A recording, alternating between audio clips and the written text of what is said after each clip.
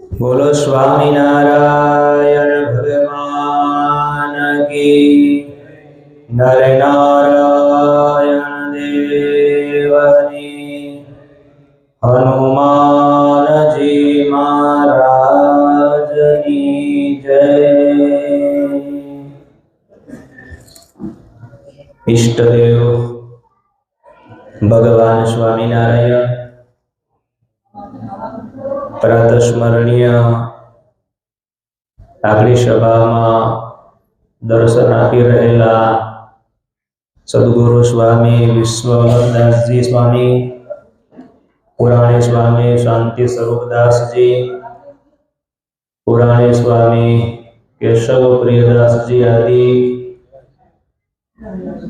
સંતોના પાવન નિશ્રામાં બેસી આજથી 3 દિવસ સુધી स्वामीनारायण मंदिर सूरज पर आयोजित श्री शिक्षापत्री शताब्दी महोत्सव भोजना उपलक्ष्य में श्री हनुमंत चरित्र दिव्य आयोजन करवामां आव्युं छे।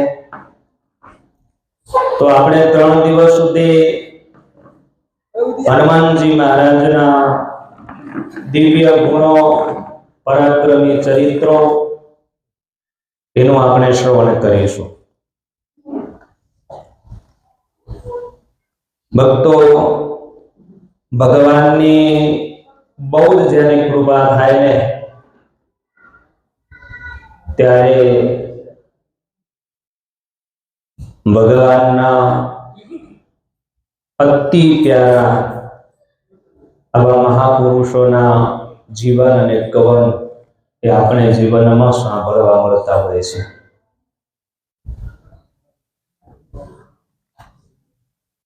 હનુમાનજી મહારાજ સ્વામિનારાયણ સંપ્રદાયના કુળદેવ છે। કેટલી મહાન વિભૂતિ, કેટલું પરાક્રમ, अति बलवंत हनुमंत पण एना जीवनमांथी आपणे बहु ज घणुं बधुं शीखवा मळे। जेवनुं जीवन, जेवनुं चरित्र मनुष्य मात्रने पवित्र बनावे छे एवा महावीर हनुमानजी महाराज एना 3 दिवस आपणे गुण गाशुं। भगवान पछी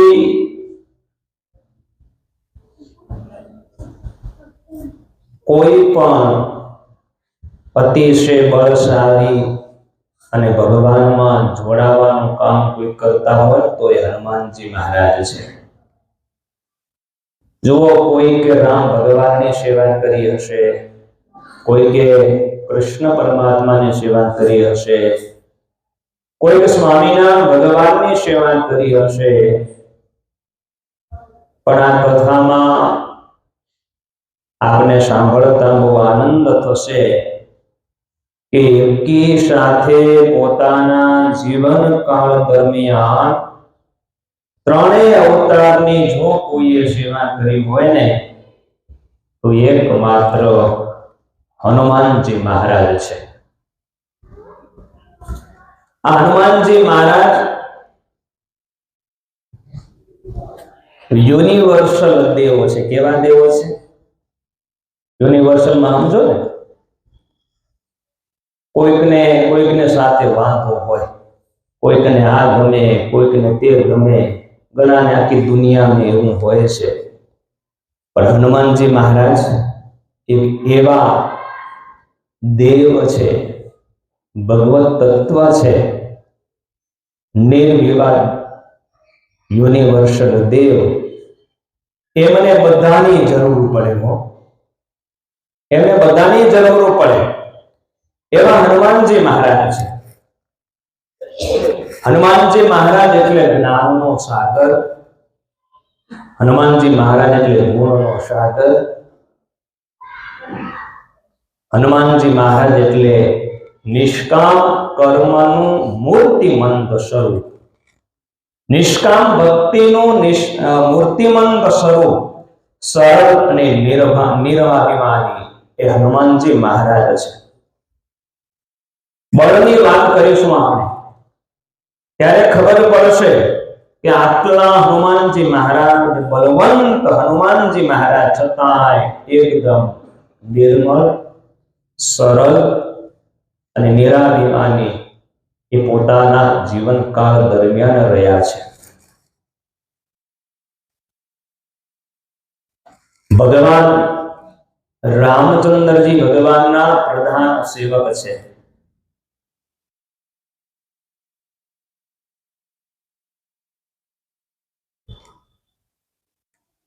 એમ કહેવામાં આવે છે કે હનુમાનજી મહારાજે કોઈ જાતની બાઉન્ડ્રી બાંધી નથી.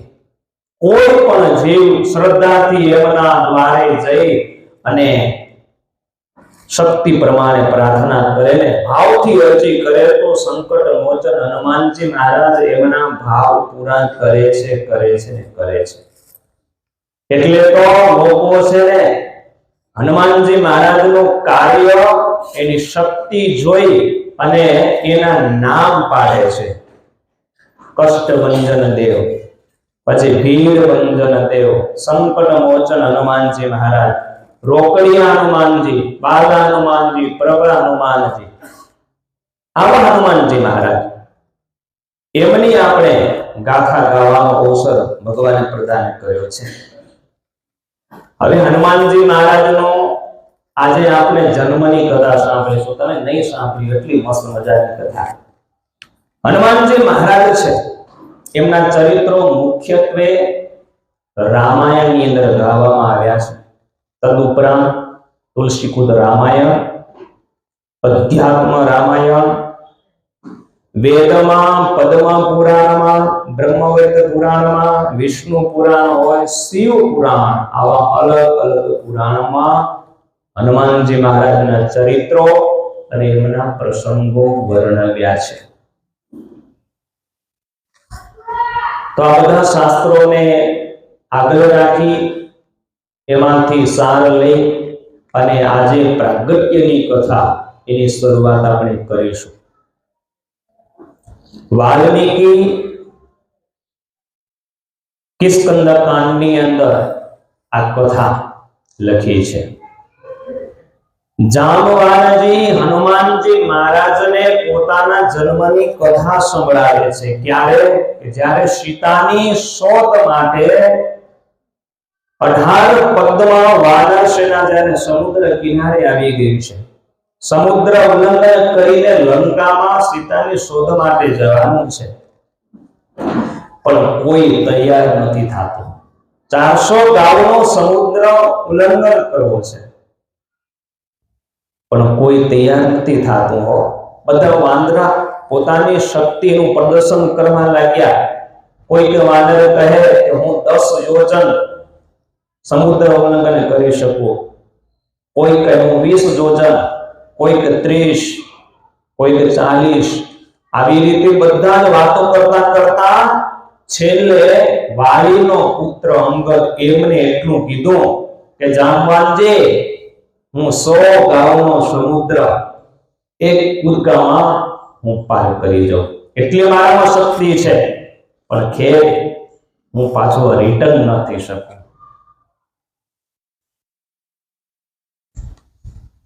સમુદ્રના કિનારે બધા જ વાંદરાઓ પોતાની શક્તિની કેપેસિટી જણાવી. હનુમાનજી મહારાજ એક બાજુ પથ્થરની શિલા એનો ટેકો દઈ અને ઊભા છે. જાંબવાનજી આ જોયો છે એટલે એમની પાસે ગયા છે, 2 હાથ જોડી અને જાંબવાનજી એટલું કીધું છે કે હે વાનર વીર, તુષ્ણીમ એકાંતમાશ્રિત્ય હનુમન કિમ ન જલ્પસી. જામવાન કહે છે કે હે વાનરવીર, તમે એકાંતમાં આવી અને કેમ તમે ચૂપ બેઠા છો? તમે કેમ કઈ બોલતા નથી? આખી વાનર સેના છે એ પરેશાન છે, નિરાશ છે, કોઈ સમુદ્ર ઉલ્લંઘન કરવા તૈયાર થયું નથી ને એટલે બધા જ ચિંતાતુર થયા છે. તમે એની ચિંતા દૂર કરો. તમે બળ અને તેજમાં રામ અને લક્ષ્મણની સમાન છો. જો જામવંતજી સમુદ્ર કિનારે હનુમાન દાદાને જન્મની કથા કહે છે કે તમારામાં બળ કેટલું છે. હનુમાનજી મહારાજને શ્રાપ છે.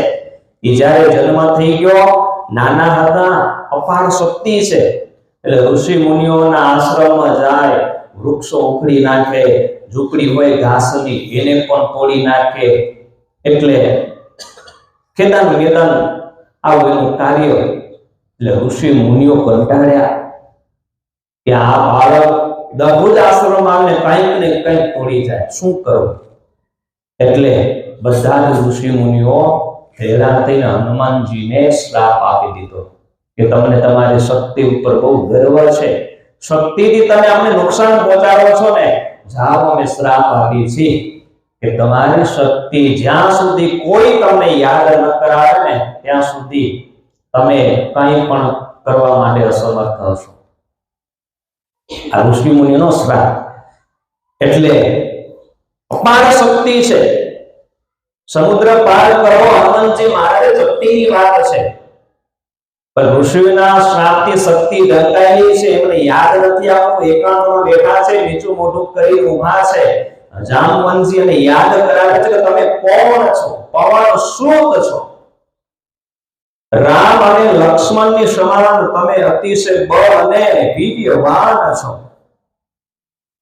ગરુડની સમાન તમે શક્તિશાળી અને તીવ્રતાની છો.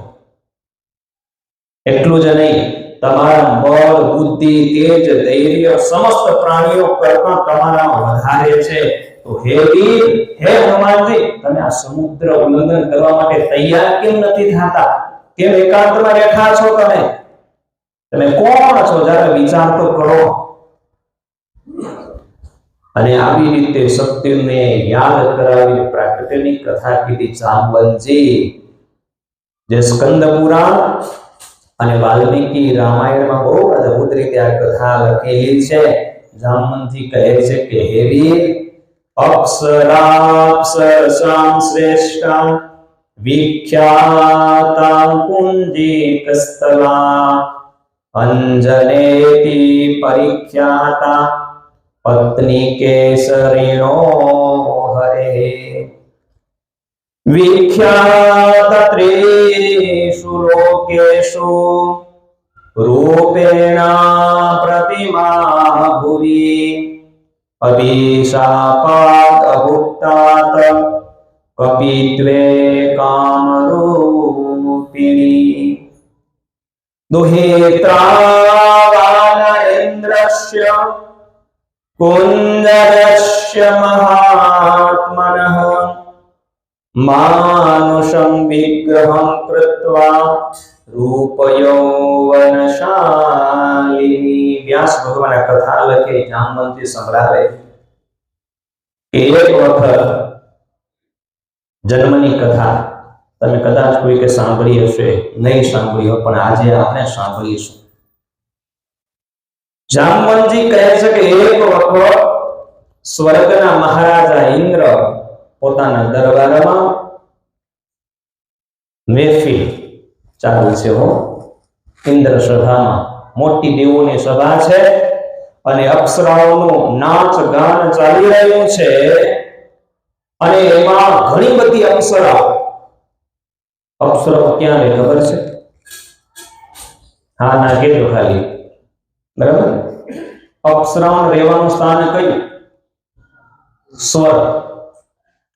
દેવતાઓને આનંદિત કરવા, રંજિત કરવા આ કામ છે દેવ સ્વભાવને. અને ત્યાં કને ખૂબ અપ્સરાઓ છે. અપ્સરાઓનું નાચગાન ચાલી રહ્યું છે અને એ અપ્સરાઓમાં શિરોમણી, સૌથી મુખિયા, કેપ્ટન, બહુ જ હોશિયાર એવી પુંજકસ્થલા નામની અપ્સરા. નામ યાદ રાખજો.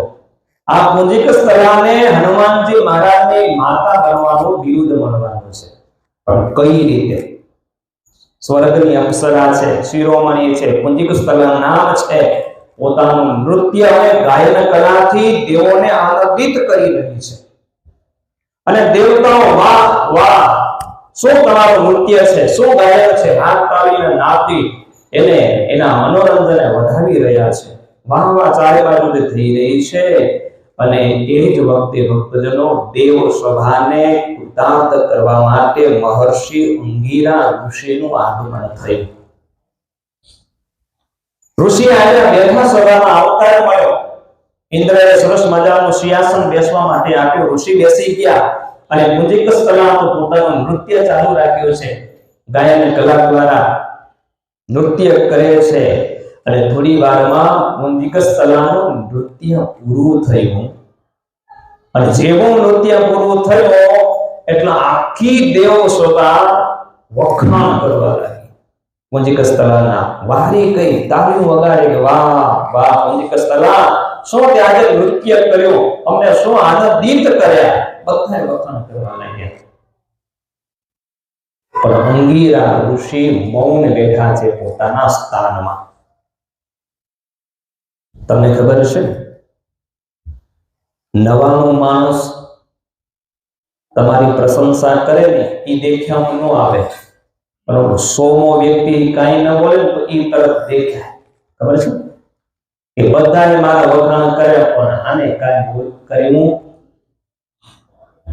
દક્ષ પ્રજાપતિને આવું જ થયું. એ જ્યારે સભામાં આવ્યા કંઠું, ત્યારે બધા જ દેવતાઓ ઉભા થયા જે હતા સભામાં. બધા જ એનું અભિવાદન કર્યું. પણ સદાશિવ જેમના જમાઈ થાય, ધ્યાનસ્થ છે ભગવાનની મૂર્તિમાં, વ્યર્થ કાળો નેતવ્યો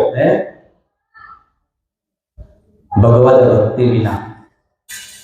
તો એ સદાશિવ શંકર ભોળાનાથ એ જ્યારે સમાધિમાં છે, ઇષ્ટ આરાધ્યમાં છે, એને ખબર ન પડી. પણ એ ઉભા ન થયા, બાકી બધા ઉભા થયા ને તો જે ઉભા થયા અભિવાદન કર્યું દક્ષ પ્રજાપતિનું, એનું એને સુખ ન આવ્યું.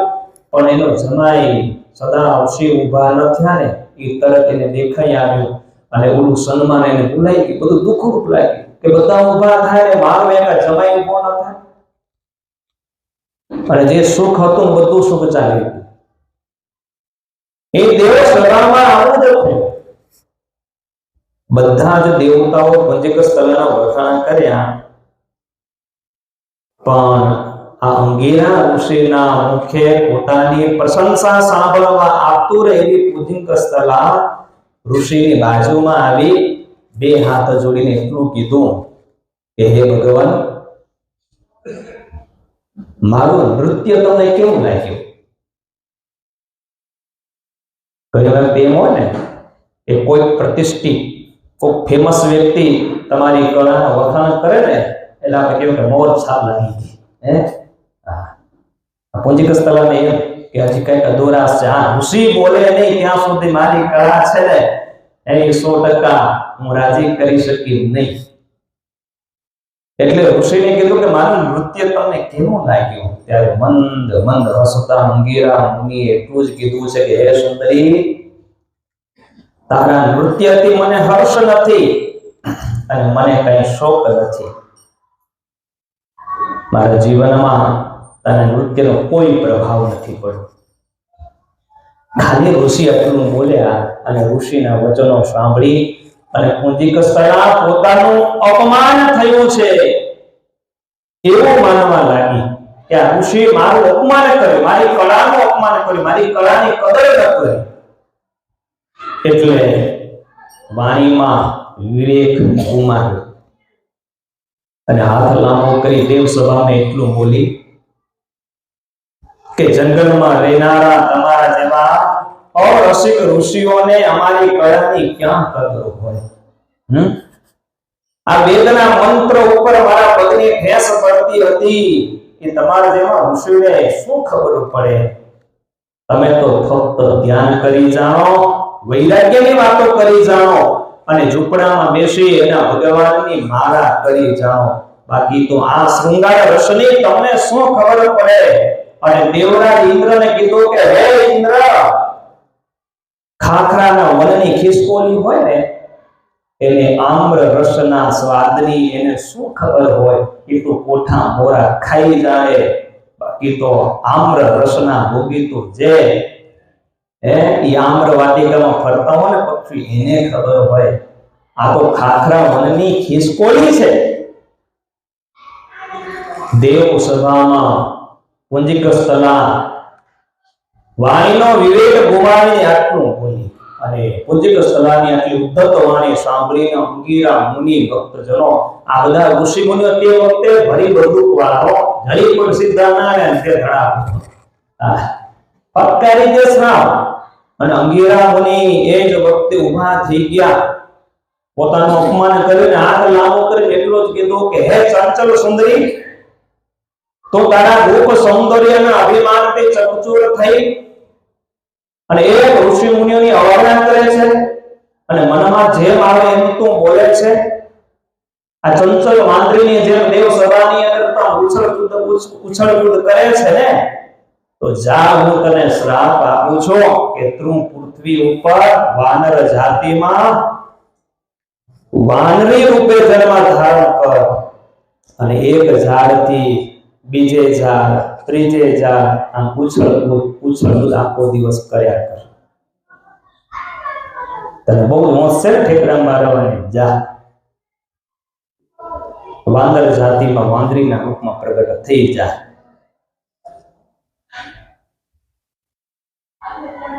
ઋષિ સાઠ દીધો. જો ભક્તો, આનામાંથી આપણે ઘણું શીખવાનું છે. હનુમાનજી મહારાજની એક કથા આપણે કંઈક શીખવી જાય છે. આ હનુમાનજી મહારાજના પૂર્વ ભૂમિકાની કથા છે. જીવનમાં બોલવામાં બહુ જ ધ્યાન રાખવું. ઘણી વખત નાની ભૂલ પણ મોટું પરિણામ સર્જતી હોય છે. આપણે એના બધા સાક્ષી છીએ અને અનુભવીએ છીએ. જે વાત વિવેકની હતી, બોલવામાં વિવેક ગુમાવ્યો ને તો પુંજિક સ્થલાને નુકસાન મોટું ભોગવવું પડ્યું. અને આજે સમાજમાં, ઘર પરિવારમાં, દેશમાં જ્યાં ઝઘડાઓ થાય છે, કંકાસ થાય છે ને, કબોલા થાય છે, શેને લઈને થાય છે? બોલવાથી, વાણીથી. બોલવામાં જરીક વિવેક ચાતર્યો, ધ્યાન ન રાખ્યો તો એવી દીવાલ ખડકાઈ જાય ને, કોઈનાથી તૂટી કોઈ તૂટે, બાકી બધી દીવાલો તૂટી જાય, પણ આ વાર જ્યારે થઈ જાય છે ને ઓલાની, એ ક્યારે પણ જિંદગી પર તોડી શકાતી નથી. એટલે કવિ બહુ સરસ ભજન લખ્યું છે, કરતી બધે ખુમારી એ શબ્દોની માલા મારી, કરતી બધે ખુમારી બોલે વધારે પડતું સુણનાર ને તે ડરતું, બે ક્રોધ ને વધારી શબ્દોની માર મારી, બળ કરતી બધે ખુમારી. આ વાણી ઉપર સરસ ભજન છે. વાણી જો સારી બોલવામાં આવે ને તો અનેકને સુખ આપનારી થાય છે. એ જ વાણી જો અવિવેકથી બોલવામાં આવે તો અનેક અનર્થો, દુઃખને આપનારી એ જ વાણી થાય છે. એટલે એમ કહેવાય, જીભ ન ખાવાનું ખાય ને તો પેટ બગાડે, અને એ જ જીભ છે ન બોલવાનું બોલે તો વ્યવહાર અને જીવન બગાડી નાખે. શું બોલવું શું ન બોલવું એ જો વિવેક હોય ને આપણા હાથમાં તો માણસનો તમામ કાર્ય થઈ જાય. અમૃત સરખી વાણી કરતી પાણી પાણી, કરતી પાણી પાણી, વાણી વગર વિચારી શબ્દોની માર મારી, કરતી બધે ખુમારી. જો એ અમૃત પ્રેમથી બોલવામાં આવે ને તો પાણી પાણી કરી નાખે, તમારા અટકેલા કામ થઈ જાય. પણ વગર વિચારે જો વાણી ઉચ્ચારે થતું કામ એ પણ અટકી જાય. એટલે આપણા તુલસીદાસજી એટલું કીધું છે કે ભગવાને યાર તમને વાણી આપી છે ને, તો વાણી વિચારીને તું ઉચ્ચારજે, સારું બોલજે. પ્રિય વાક્ય પ્રદાનેન સર્વે તુષ્યંતિ જંતવઃ તસ્માत् પ્રિયમ હિ વક્તવ્યમ વચને કા દરિદ્રતા. તુલસીદાસ કહે છે કે વચને દરિદ્રતા, ગરીબાઈ શું કામ રાખો છો? હંમેશા પ્રિય બોલો, અને હંમેશા પ્રિય વાણી બોલવાથી જગતના સર્વે જીવ પ્રાણી છે ને એ સંતોષ અનુભવે છે, વશ થઈ જાય છે. માટે હંમેશા પ્રિય બોલવું, સત્ય બોલવું અને સારું બોલવું, પણ કઠોર વાણી ક્યારેય પણ બોલવી નહીં. સારી વાણીથી કામ સારા થાય, પણ જો બોલવા વિવેક જાતરે ને તો પુંજીક સ્તરાના જીવનમાં બહુ જ મોટું દુઃખ આવ્યું એમ આપણા જીવનમાં આવે. પુંજીક સ્તરના ભક્તજનો વાણીમાં વિવેક ગુમાવ્યો અને ન બોલવાના બે શબ્દો બોલ્યા તો એની ઉદ્ધત વાણી સાંભળીને અંગીરા મુનિ શ્રાપ આપી દીધો કે તો વાંદરી બની જાય. દેવ સભા શાંત હતી, આપણી સભા છે વજ્રઘાત થયો. એવી વાણી સાંભળીને ઋષિની દેવ સભા સ્તબ્ધ થઈ ગઈ. દેવતા બધા ખલબલે ઊભા થઈ ગયા. અને એ જ વખતે પુંજીક સ્થલા અંગીરા મુનિના ચરણમાં પડી ગઈ. કહેવાય કે ફુગામાં હવા હોય ને ત્યાં સુધી આમ એ ઉપર ઉછળ્યા કરે, પણ એમાં હવા નીકળી જાય તો પૃથ્વી ઉપર આવી જાય. ખબર છે તમને? જ્યાં સુધી હવા ન નીકળે ત્યાં સુધી એ ઉછળકૂદ કર્યા કરે. એ જો ઋષિમને શ્રાપ આપ્યો ને હવા નીકળી ગઈ, એટલે પુંજીક સ્થલા અંગીરા મુનિના ચરણમાં પડી અને રડી અનુગ્રહ કરતા એટલું જ કીધું છે કે હે સાધુ, સાધુનું હૃદય નવનીત સમાન. તુલસીદાસ કીધું કે સાધુનું હૃદય એ માખણને સમાન કોમળ હોય છે, હંમેશા કરુણાના સાગર હોય છે. તમારો કોપ એ માતાના કોપની સમાન હિતકારી હોય છે. શાસ્ત્રમાં એમ કીધું કે સાધુ ગમે તેટલા ક્રોધિત થયા હોય, પણ મુમુક્ષુ કે અમે વ્યક્તિ જ્યારે પગે લાગીને પગે પડી જાય ને તો એનો તરત ક્રોધ શાંત થઈ જાય. એનું નામ જ તુલસીદાસે સાધુ કીધું છે. એ ભૂલી જાય, અનુગ્રહ કર્યો, વિનંતી કરી. એટલે અંગીરા મુનિને ભક્તોનો મનમાં થયો કે મારાથી ભૂલ બહુ મોટી થઈ ગઈ. તમે કોઈને ચરણ પકડી લો ને ભૂલ થયા પછી હવે પશ્ચાતાપ આવેલી વ્યક્તિ ન થાય. અંગીરા મુનિને એમ થયું કે મારાથી ભૂલ બહુ જ મોટી થઈ ગઈ. નાની ભૂલ કરી અને દંડ બહુ જ મોટો અપાઈ ગયો. હવે જ્યારે પોતાની ભૂલ જાય ને સમજાય ને ત્યારે વ્યક્તિને પશ્ચાતાપ થાય, ને પશ્ચાતાપ કર્યા પછી જેને ભૂલ કરી હોય, જેની ઉપર ક્રોધ આવ્યો હોય ને એને વધારે રાજી કરવાનું મન થાય કે હું શું કરીશ તો એ રાજી થાય. વ્યક્તિ મારી સાથે હતો એવો સંબંધ રાખે. હનુમાન દાદાના પ્રાગટ્યની કથા કઈ રીતે પ્રગટ્યા છે એની પૂર્વ ભૂમિકાની કથા છે, વાલ્મીકીજીએ રામાયણમાં લખેલી છે.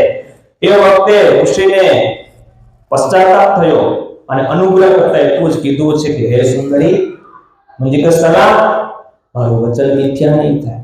શ્રાપ અપાઈ ચૂક્યો છે. વાનર યોનિમાં વાંદરી બનીને તમને જાવું તો પડશે, પણ એટલો હું અનુગ્રહ કરું છું કે જાઓ તો ઈ યોનિમાં તારી ઈચ્છા પ્રમાણે તું રૂપને ધારણ કરી શકીશ. જેવું રૂપ ધારણ કરવું હશે ને મનુષ્યનું, અપ્સરાનું, તો ધારણ કરી શકીશ. વાંદરીના વેશમાં પણ સ્ત્રીનો વેશ તો ધારણ કરી શકીશ.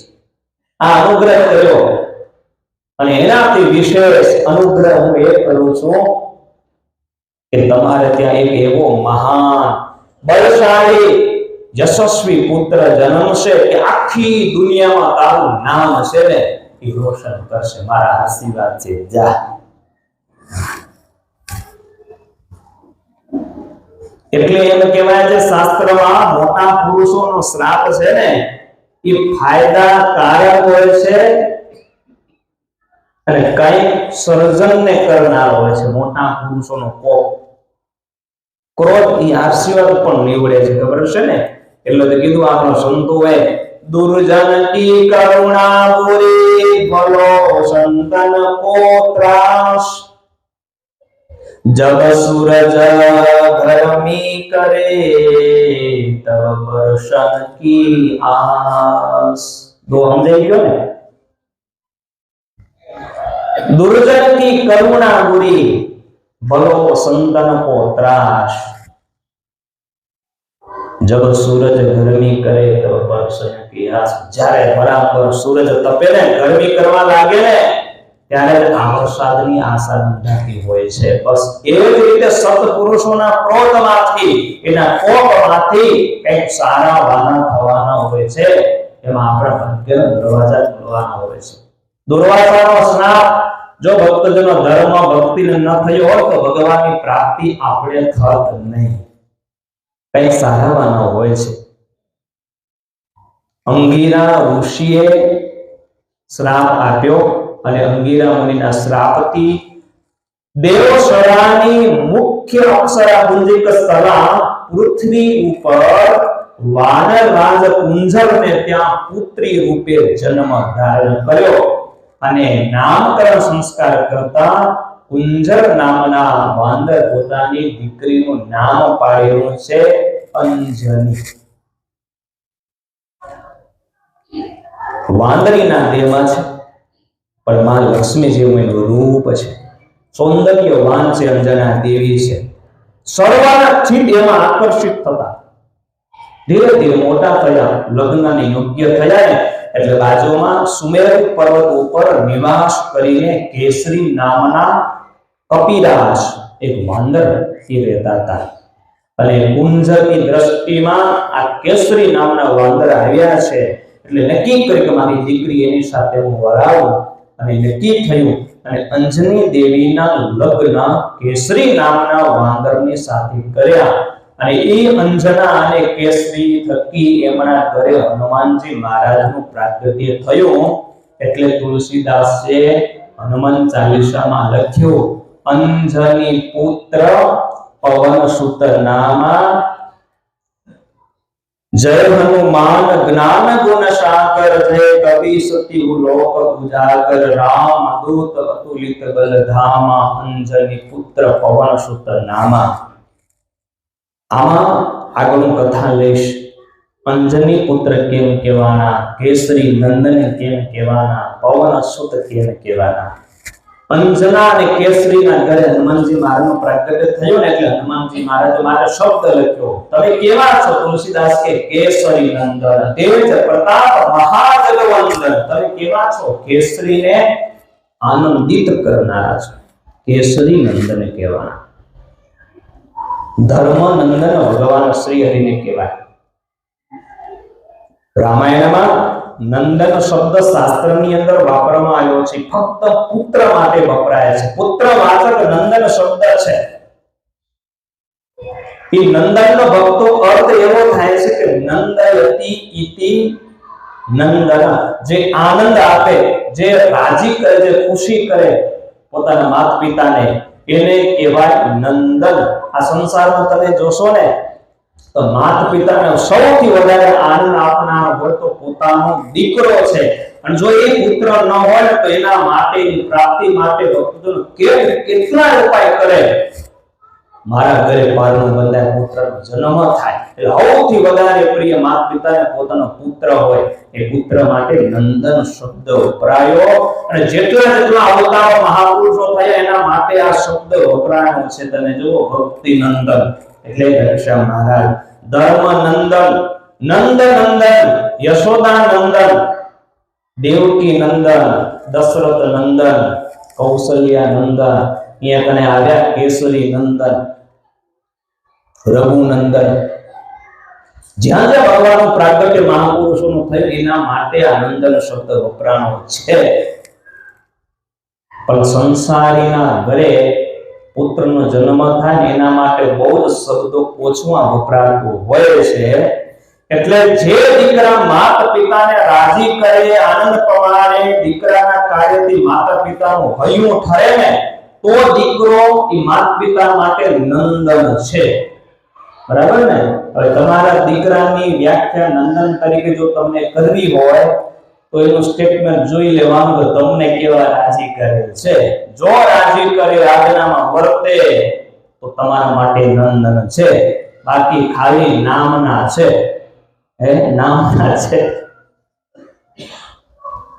લેખ સ્વામી બહુ સારી કરી હતી કે સવારનો પૂર હતો ને, ભાઈએ બારે ઓટે બાપા બેઠા હતા, એમને પૂછ્યું કે દાદા તમારે કેટલા દીકરા છે? 7 દીકરા છે. તો ભાઈ કે તો તમને કોઈ જાતનું ટેન્શન નહીં હોય, તમારું બધું જ કામ તમારા દીકરા કરી નાખતા છે, બાપ કે ધૂળ કરે. આખી દુનિયાનું ટેન્શન છે કે શું ટેન્શન છે કે 7 સાલ જેલમાં પડે, હવાર પડે જામીન ગોતવા પડેલા. અરે આવા દીકરાઓ જેને હોય એ દીકરા નંદન કહેવાય. પણ જે માતા પિતાને ખૂબ રાજી કરી શકે ને, એ દીકરા માટે નંદન શબ્દ આપણી ભારતીય સંસ્કૃતિમાં પ્રયોગ થયેલો છે, એનો અર્થ થયેલો છે. હનુમાનજી મહારાજ આવા લક્ષણવાળા પુત્ર છે, એટલે કેસરી નંદન કહેવાય છે. એના જન્મથી માતા પિતાને આનંદ થયો છે, કાર્યથી માતા પિતાને આનંદ થયો. એટલે તુલસીદાસે નામ રાખ્યું કેસરી નંદન તેજ પ્રતાપ મહાજગવંત. વાલ્મીકી રામાયણ વાંચો ને તમે તો આપણે જાણવા મળે કે ભગવાન રામચંદ્રજી જ્યારે પૃથ્વી ઉપર પ્રગટ થવાના હતા ને, ત્યારે તમામ દેવતાઓ 33 કરોડ દેવતાઓ છે રામચંદ્ર ભગવાનની સેવા કરવા માટે, સ્વાયત્ત થવા માટે 20 દેવતાઓ વાનર યોનિમાં જન્મ ધારણ કરી લીધા. ભગવાન આવે પહેલા વાયુ દેવતા હતા કે સાક્ષાત કેસરીના રૂપમાં એ જન્મ ધારણ કર્યો હતો. કેસરી અને અંજનીના લગ્ન થઈ ગયા, એનો પ્રસન્નતાપૂર્વક ગ્રસ્તાશ્રમ ચાલે છે, બહુ અદ્ભુત છે. સમય વ્યતીત થવા લાગ્યો પણ ઘરે પારણું બંધાતું નથી. જો ભક્તો એક વાત બાકી છે, પતિ પત્ની થઈ જાવ એ આપણા હાથની વાત છે. નાની તો પતિ પત્ની થાવ ને, જોડાણ કરો એ આપણા હાથની વાત છે. પણ જોડાણ થયા પછી જે કામ કરવાનું છે, જે આપણી ઈચ્છા છે, આપણો વંશ વેલો આગળ ચાલે, પૂર્ણ દીપક જે આપણું સંતાન ઘરે થાય ને, એ ભગવાનના હાથની વાત છે. બાપ થાવું, માં થવું એ ભગવાનના હાથની વાત છે. એ પોતાના હાથમાં ઈશ્વરે કામ રાખ્યું છે, આ સંતના હાથમાં કામ છે. આપણે નિમિત્ત છે, પણ ફળ આપવું એ ઈશ્વર અને સંતના હાથમાં છે. લગ્ન થઈ ગયા, સમય વ્યતીત થઈ ગયો, પારણું અંજના કે બંધાતું નથી, ઘણો સમય થયો, કોઈ પુત્રની પ્રાપ્તિ નથી. એક દિવસ અંજના દેવી અંગીરા ઋષિ અને મતંગ ઋષિને મળે છે અને પ્રાર્થના કરે છે, ગુરુદેવ મારે ત્યાં પુત્રની પ્રાપ્તિ નથી, લગ્ન થઈ ગયા, સમય થઈ ગયો, મારે એક દીકરો જોવે છે. ત્યારે મતંગ ઋષિના અંગીરા ઋષિએ માર્ગ બતાવ્યો કે તમે વિકટરાધિક પર્વત ઉપર આકાશગંગા નામનું તીર્થ છે, ત્યાં જઈને તમે વાયુદેવને પ્રસન્ન કરો અને આશીર્વાદથી તમને દીકરો મળશે. એની દીકરો કેવો હશે? અસ્ત્ર શસ્ત્રથી અજય અવધ્ય હશે, દશે દિશામાં કીર્તિને ફેલાવશે એવો દીકરો તમારો ત્યાં જન્મ ધારણ કરશે. અને આ સ્કંદ પુરાણમાં આ હનુમાન દાદાની જન્મની કથા લખાણી છે. અંગીરા ઋષિ મતંગ ઋષિને પ્રેરણાથી માં અંજના વેંકટરાચલ પર્વત જોયું છે ને, તિરુપતિ બાલાજી, આ વેંકટરાચલ પર્વત કહેવાય. આકાશ ગંગા નામનું તીર્થ ત્યાં કને આવ્યા છે. અંજના દેવી તપ કરવા લાગ્યા પવનદેવ ઉપર. પવનદેવ રાજી થયા, દર્શન આપીને કીધું કે હું રાજી છું તમારા તપથી. પુત્રની માંગણી કરી, આશીર્વાદ આપી કે જાઓ મારા આશીર્વાદ છે તમારે ત્યાં એક મહાન ક્રાંતિકારી અતિ બળ પરાક્રમી પુત્રનું પ્રાગટ્ય થશે અને તમારો સર્વ મનોરથ પૂર્ણ કરશે. પવનદેવ આશીર્વાદ દઈ અંતર્ધ્યાન થયા. અંજના દેવી પ્રસન્ન થયા, વર મળી ગયો પુત્ર પ્રાપ્તિનો. એટલે પાછા આવ્યા છે ઘરે. પતિ કેસરીને વાત કરી છે, વરદાનની વાત સાંભળી કપિનાથ કેસરી રાજી થયા, અંતરમાં આનંદનો પાર છે. બંને દંપતી પુત્ર જન્મના શુભ અવસરની રાહ જુએ છે. સમય પસાર થયો ને એમાં અંજના દેવીને પુત્ર પ્રાપ્તિની જ્યારે બળવત ઈચ્છા થઈ. એકનો એક દિવસ છે, સુમેરુ પર્વત. અંજના દેવી સરસ મજાના વેશમાં ભગવાને બનાવેલી હરિયાળી એનું દર્શન કરી રહેલા છે.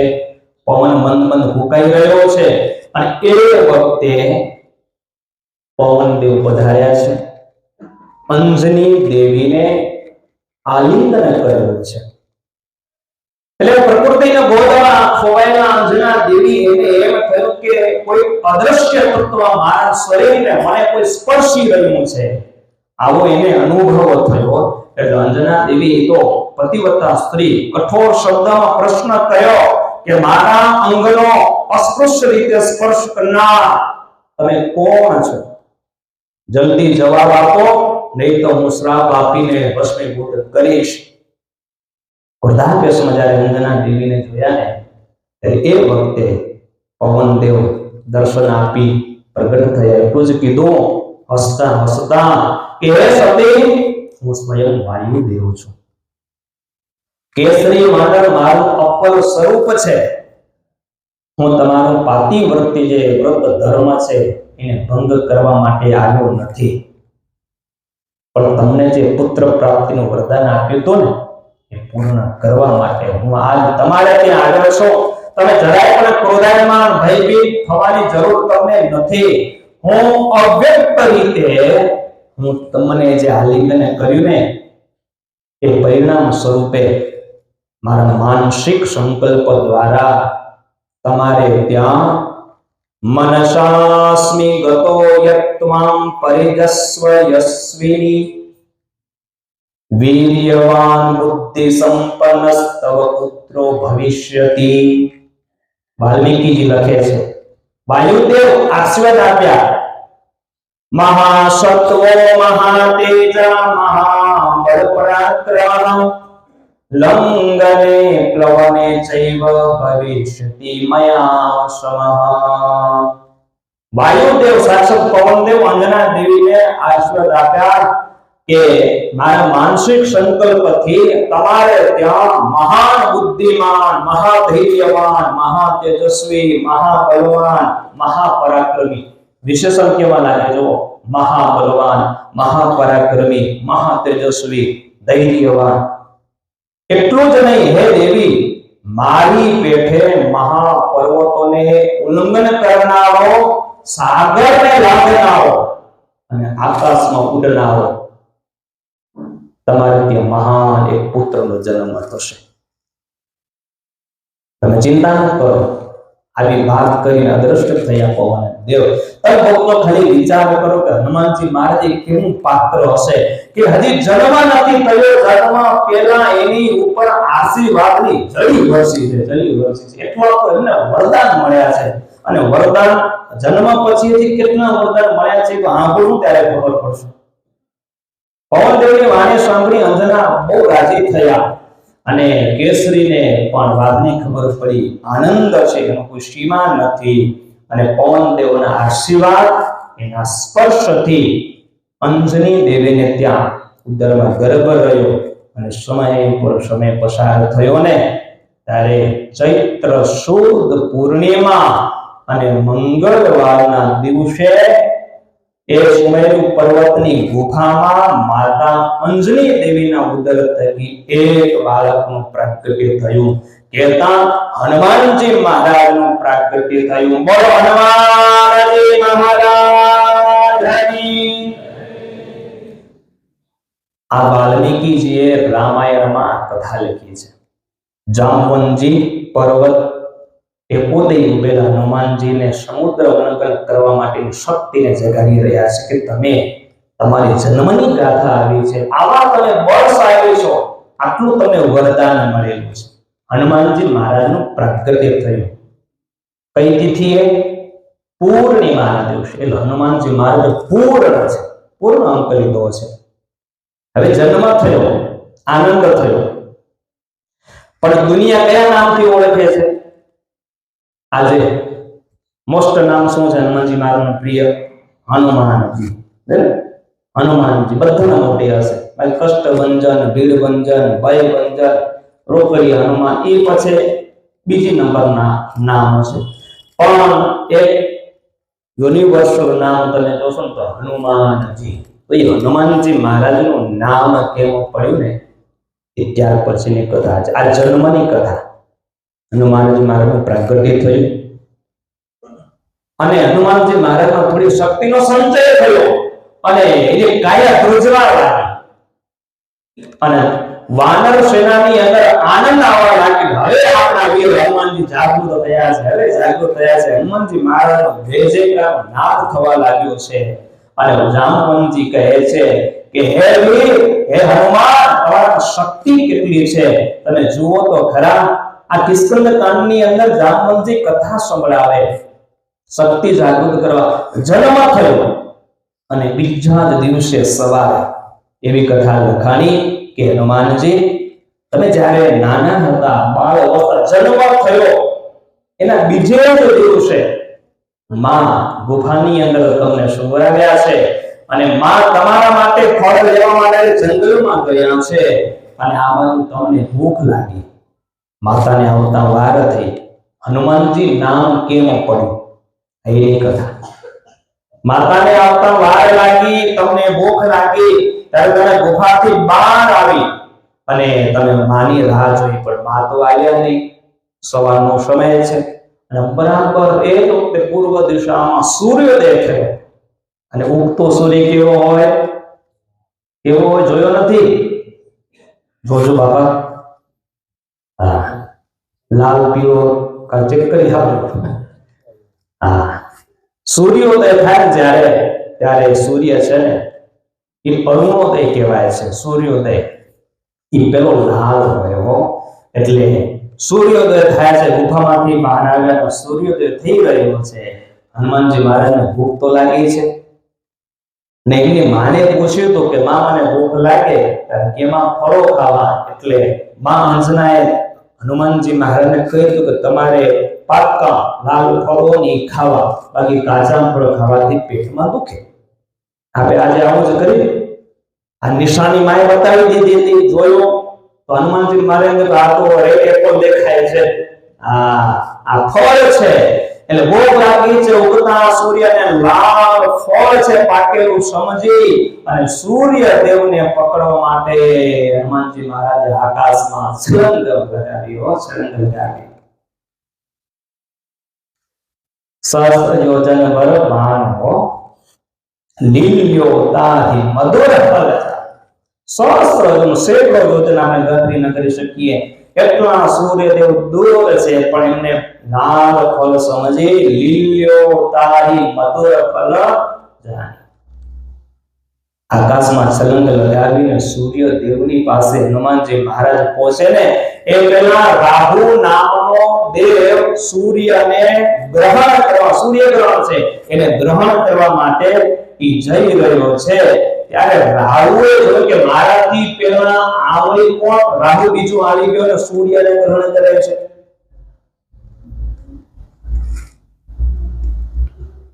હનુમાનજી મહારાજને બાજુમાં જ્યારે સૂર્યને પકડવા માટે ગયા ને જ્યારે જોયું ને તો પકડીને તો મોઢામાં મૂકી દીધા અને એ જ વખતે એ ખોરાક છે રાહુનો અને એનું ભોજન ચાલી ગયું. એ વાંદર બાળકના મોઢામાં સૂર્ય કેદ થઈ ગયા અને અંધારો થઈ ગયો સૃષ્ટિની અંદર. એટલે રાહુ સીધો ઇન્દ્રની પાસે આવ્યો છે અને ઇન્દ્રને આવીને વાત કરી કે દેવરાજ તમે મારા માટે સૂર્ય અને ચંદ્ર એ ભોજનની વ્યવસ્થા તમે મારા માટે કરેલી છે. રાહુને કીધું દર 15 દિવસે ઘસે છે, ખાય છે. એ દેવરાજ ઇન્દ્રની વ્યવસ્થા કરી છે ભોજનની. તો તમે મારા ભોજનની વ્યવસ્થા કરી છે. હું જ્યાં સૂર્યને ગ્રહણ કરવા ગયો ને ત્યાં તો આકાશમાં બીજો ક્યાંકથી રાહુ આવી અને મારું ભોજન સૂર્ય એને ગ્રહણ મોઢાની અંદર કરી દીધો છે. શું વાત કરે કે સૂર્યને મોઢામાં મૂકી દીધું કે હા સૂર્ય દેવ છે ને એમાં સેવકો છે બધા.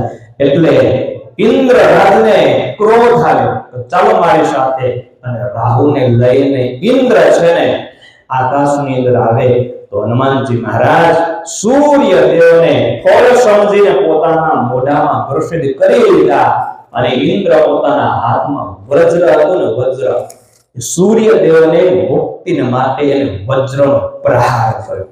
હનુમાનજી મહારાજને વજ્ર લાગ્યું. હનુમાનજી મહારાજ મૂર્છિત થઈ ગયા. ઉપર છે આકાશમાં, અને ઉપરથી આ હનુમાનજી ઉદયગીરી નામના પર્વત પર પડ્યા. હવે જે વજ્ર છે ને હનુમાનજી મહારાજની દાઢી, આને હનુ કહેવાય સંસ્કૃતમાં. આપણો ભાગ છે ને એને હનુ કહેવાય. એટલે ડાબી હનુ એ ભાગમાં ઇન્દ્રનું વજ્ર લાગ્યું, એટલે હનુમાનજી મહારાજનો દાઢીનો જે ડાબો ભાગ એ ભાંગી ગયો, તૂટી ગયો, ઉદયગીરી પર્વત પડ્યો. હનુમાનજી મહારાજ પણ એક પર્વત ઉપર પડ્યા. અને આ વાતની વાયુદેવને ખબર પડી કે મારા બાળકને, મારા પુત્રને ઇન્દ્રદેવે વજ્રનો પ્રહાર કર્યો છે. એટલે કોપાયમાન થયા. ખોળામાં લઈ જે ગુફામાં જન્મ થયો એ ગુફામાં વાયુદેવ ચાલ્યા ગયા. ખોળામાં લઈને પવનને બેસી ગયા, અને ગુસ્સો આવ્યો કે મારા પુત્રને આવી રીતે ઇન્દ્ર માર્યો. એટલે એને ત્રિલોકીમાં જે પવનની ગતિ હતી ને સંચારનો, પવનદેવે રોકી લીધી. વિચાર કરો, પવન રોકાવાનો છે ત્રિલોકીની દશા સુધી હશે જે કોરોના કાળમાં થઈ આવી. ઓક્સિજન ઘટ્યું બધાને ત્યાં, અને કોપ ઉપર કોપ સંભળાય. પવન સંસારની ગતિ રોકી લીધી. એટલે વાલ્મીકીજી લખ્યું કે બધાના મળમૂત્રના વેગ રોકાઈ ગયા. અહીંયા કદાચ પવન દેવ કામ કરે છે. બધાને વેગ રોકાઈ ગયા. અપાન વાયુ છે, ઉદાન વાયુ, સમાન વાયુ છે ને એ બધા રોકાઈ ગયા. કઈ ન કરી શકે, બધું બંધ. ત્રિલોકી દુખી થઈ ગઈ. બધા દેવતાઓ દુખી થયા. બ્રહ્માજીને શરણે ગયા. અને બ્રહ્માજીને શરણે જઈને એટલું કીધું કે હે બ્રહ્માદેવ, આપણે કઈક ભૂલ થઈ હશે. વાયુદેવ પ્રજા સંચાર બંધ કરી દીધું છે, દુખી છે, માટે તમે કંઈ કરો. 33 કરોડ દેવતાઓને બ્રહ્મદેવ સાથે લઈ વાયુદેવની પાસે આવ્યા છે. અને વાયુદેવને પાસે આવી અને બ્રહ્માજીએ હનુમાનજી મહારાજ મૂર્છિત પડ્યા હતા એની ઉપર હાથ ફેરવ્યો. એટલે હનુમાનજી મહારાજની મૂર્છા દૂર થઈ અને જાગૃત થયા છે. પવનદેવ રાજી થયા કે મારો દીકરો સજીવન થયો. એટલે એ ખુશિયારીમાં દેવતાઓ પ્રાર્થના કરી કે ત્રિલોકી ત્રસ્ત દુખી છે, માટે તમે સંસાર વાયુનો ફરી ચાલુ કરો. એટલે વાયુદેવ સંચાર છૂટો મૂક્યો. એટલે આખી ત્રિલોકી સુખી થઈ. હવે આ બાજુ ભક્તજનો એ ઉદયગીરી પર્વત છે ત્યાં ભેગા થયા. બ્રહ્મદેવ બધા દેવતાઓને કીધું કે આ બાળક મોટો થઈ ભવિષ્યમાં તમારા દરેક કાર્યો સિદ્ધ કરશે અને તમને કામ લાગશે, માટે બધા બાળકને વરદાન આપો. અને શરૂઆત હું કરું છું. અને હવે 33 કરોડ દેવતાઓના આશીર્વાદ વરદાનની છડી વર્ષે, જો જડી વર્ષે છે. બ્રહ્મદેવ કહે છે કે હે પવનદેવ, હું વરદાન આપું છું. પ્રસાદિતે ચ પવને બ્રહ્મા તુભ્યં વરમ દદૌ અશસ્ત્ર ઉદ્યતમ તાપ સમરે સત્ય વિક્રમ. પવનદેવને કીધું કે તમારો પુત્ર એને યુદ્ધમાં કોઈ શસ્ત્ર છે ને વધ કરી શકશે નહીં. અજયો ભવિતા પુત્ર અથવા મારુત મારુતિ, કોઈ શસ્ત્ર એને વધ કરી શકશે નહીં. તદુપરાંત તમારો પુત્ર યુદ્ધમાં અજય રહેશે, એને કોઈ જીતી શકશે નહીં. જેવું રૂપ ધારણ કરવું હશે ને એવું રૂપ ધારણ કરી શકશે. કામચારી જ્યાં વિચરણ કરવું હશે ત્યાં એ વિચરણ કરી શકશે, જઈ શકશે. એને કોઈ અવરોધ નડશે નહીં. કીર્તિમાનશ્ચ ભવિષ્યતિ, અને તમારો પુત્ર છે ને એ કીર્તિમાન થશે. એટલે સર્વત્ર કીર્તિ તમારા દીકરાને ગવાશે. અને આજે જુઓ હનુમાનજી મહારાજના જેટલા વખાણ થાય ને એટલે બહુ ઓછા જોતા હશો. જ્યાં જોવો તો હનુમાનજી મહારાજની જરૂર બધાને પડે છે. આખી દુનિયામાં હનુમાનજી મહારાજ ડંકો વાગે છે, એની કીર્તિ કહેવાય છે. બ્રહ્મદેવે વરદાન આપ્યું. બ્રહ્મદેવે કીધું ઇન્દ્રદેવને કે તમે અહીંયા માર્યું છે વજ્ર, હવે કંઈક રાજી કરો. એટલે તરત જ ઇન્દ્રદેવ આગળ આવ્યા અને કીધું છે બાળક એમને કે મારા વજ્રના પ્રહારથી તમારું હનુ તૂટી, એટલે તમારી લાઠી તૂટી છે ને, એટલે આ બાળકનો પવનદેવને કીધું કે તમારા બાળકનું નામ આજથી હનુમાન આવવું પડશે. હનુ એટલે દાઢી, એનો ભંગ થયો છે, એટલે તમારા બાળકનું નામ હનુમાન પડશે. તતોહિ નામ દેયતે હનુમાન ઇતિ કીર્તિતમ. નામ કોને પાડ્યું? હનુમાન. ઇન્દ્રદેવ પાડ્યું છે કે મારા હાથે દાંડી ભંગ થઈ ને, દાંડી એટલે તમારા દીકરાનું નામ હનુમાન પડશે. અને મારા વજ્રનો પ્રહાર થયો છતાં હનુમાનજી મહારાજને એને પીડિત કરી ન શક્યા, ચલિત ન થયા ને, રાજી થયા. ઇન્દ્રદેવે વધારે વરદાન આપતા એટલું જ કીધું છે કે સ્વચ્છંદતશ્ચ મરણમ તવસ્યાપ ઇતિ વૈ પ્રભો. કેટલું મોટું વરદાન આપ્યું. પવનદેવ તમારો દીકરો છે ને એ ઈચ્છા મૃત્યુધારી થશે. સ્વચ્છંદતશ્ચ મરણમ, મૃત્યુ પામવામાં સ્વતંત્ર તમારો દીકરો રહેશે. ભીષ્મ પિતા હતા એક આવા ઈચ્છા મૃત્યુધારી.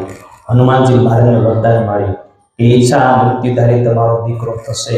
સૂર્યદેવ એ પણ વરદાન આપ્યું કે તમારો પુત્ર કોઈ પણ શસ્ત્રથી અવધ્ય રહેશે અને મારા કરતા પણ સર્વ જીવ પ્રાણી માત્રામાં શાસ્ત્રજ્ઞ થશે અને મારા તેજનો 100મો ભાગ તમારા દીકરાને અર્પણ કરું છું. આવી રીતે બહુ મોટું લિસ્ટ છે. હનુમાનજી મહારાજને 33 કરોડ દેવતાઓ વરદાન આપ્યા. વિચાર કરો કેટલા હનુમાનજી મહારાજ પ્રતાપશાળી, ભાગ્યશાળી કેટલા છે. એમને આટલા બધા વરદાન મળ્યા. એ હનુમાનજી મહારાજ ખાલી એક બળની વાત કરી સાધ્યો. આજે એની કથા, હનુમાનજીનું નામ, જે શાસ્ત્રમાં ગુણ ગવાના છે એ ચરિત્રોની કથા આપણે ગાઈએ છીએ. પવન દેવે એમને વરદાન આપ્યા, બળ વેગ શક્તિમાં મારી સમાન થશે, ઉડવામાં પણ મારી સમાન થશે. તો વાલ્મીકીજીએ વાયુ પુરાણની અંદર હનુમાનજી મહારાજના બળની વાત લખેલી છે. હનુમાનજી મહારાજના માટે તુલસીદાસે એટલું લખ્યું, અતુલિત બલધામા અંજલિ પુત પવન સુત નામા. આંકડો નથી આપી શક્યા કેટલું બળ છે. 10,000 હાથીઓ ભેગા થાય એ તમામ 10,000 હાથીઓનું બળ જે ભેગું થાય એટલું બળ એક દિગ્ગજ હાથીમાં છે. મદ ધરતો હાથી હોય ને એમાં એટલું બળ હોય છે. વાલ્મીકીજી લખે છે આપણા વ્યાસ ભગવાન કે એમાં 10,000 દિગ્ગજ હાથીઓ ભેગા થાય, જેટલી શક્તિ ભેગી થાય એટલું બળ ઐરાવત હાથીમાં છે. જે ઇન્દ્ર મહારાજની પાસે ઐરાવત હાથી છે એટલું બળ એમાં છે. એવા 10,000 ઐરાવત હાથી ભેગા થાય એ ઉપર બેસનાર ઇન્દ્રમાં એટલું બળ છે. અને પછી એટલું કીધું, આવા 10,000 ઇન્દ્રો ભેગા થાય અને જેટલું બળ શક્તિ ભેગી થાય ને એટલી શક્તિ, એટલું બળ માત્ર હનુમાનજી મહારાજની ટચલી આંગળીમાં છે. તો આખી કાયામાં કેટલું બળ હશે એ તમારે નક્કી કરી લેવાનું છે. આવા હનુમાનજી મહારાજ છે. તુલસીદાસને આંકડો ન મળે એટલી લખ્યું, અતુલિત બલધામા. આ પ્રારંભમાં સુંદરકાંડમાં લખ્યું ને 40માં શું લખ્યું? અતુલિત બલધામ. લો રામદૂત આવું લખી નાખ્યું. આંકડો ન મળે. આવા હનુમાનજી મહારાજ એની ગાથાઓ ઘણી છે. અપાર શક્તિ, અપાર પરાક્રમ વાળા હનુમાનજી મહારાજ છે. એટલે તો આપણે અમુક જ હનુમાનજી મહારાજના આવી રીતે આપણે પ્રસંગો, એના ચરિત્રો આપણે લઈ અને કંઈક જાણવા માટે ભેગા થયા છીએ. આ હનુમાનજી મહારાજની કથા છે એ ભગવાનમાં જોડવાનું કામ કરે છે. કોને કોને જોડ્યા છે અને કઈ રીતે ભગવાનને રાજી કર્યા ને એ બધી કથા આપણે આવતીકાલે બરાબર 7:15 વાગે રાત્રિ વેળાથી સાંભળીશું. જે કઈ કથા હનુમાનજી મહારાજની આજે સાંભળી બસ એ કથાને વાગોળીએ. હનુમાન દાદાના ચરણોમાં પ્રાર્થના કે તમે તમારી પાસે શક્તિનો ક્યારેય દુરુપયોગ કર્યો નથી. ભગવત ભક્તિમાં ભક્તને અર્થે તમે તમારી શક્તિ વાપરી છે. અમારી શક્તિ બસ આવડત ભગવાન અને શરણ અને લોકોના ઉદ્ધારને માટે હોય બસ એવી દાદાના ચરણોમાં પ્રાર્થના કરી આજની કથાને વિરામ. બોલો સ્વામિનારાયણ ભગવાન કી. હનુમાન